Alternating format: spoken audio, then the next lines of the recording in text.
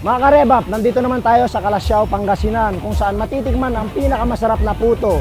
Silipin natin ngayon dahil meron silang motorcycle show dito sa harap ng simbahan po ng Calasiao.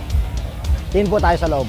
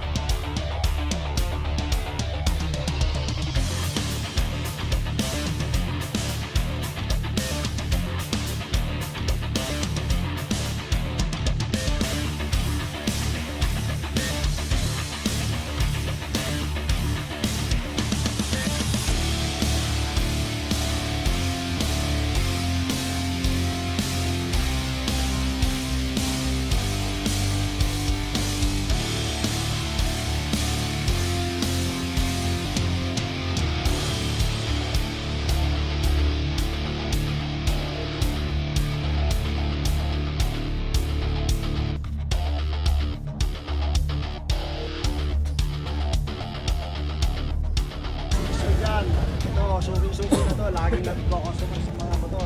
Sir, basta. Okay no? Ilan ang entry natin ngayon? Ito, Ano mga bago? meron tayong bike ngayon na RC.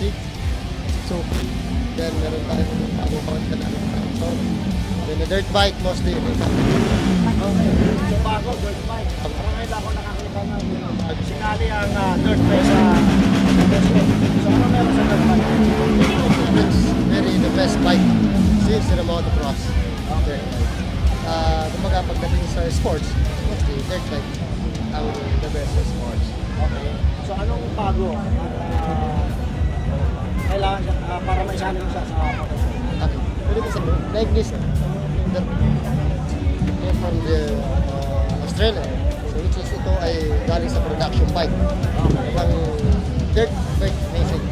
So ito pang Honda CRF, and which is the head is KTM 450. Hanggang sa Daktel, side panel, parang production bike rin siya.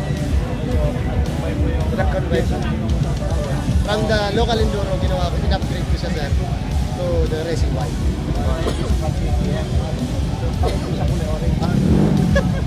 Sir, actually sir, we have may bagong KTM kasi na which is the KTM.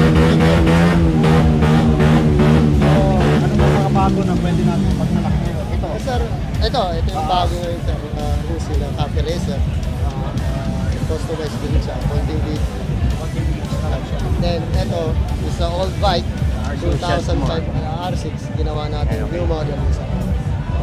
New pen, kinustomize yung makina. Sawa na pa yun, okay. Good luck sa pagsali ulit. At maraming salamat.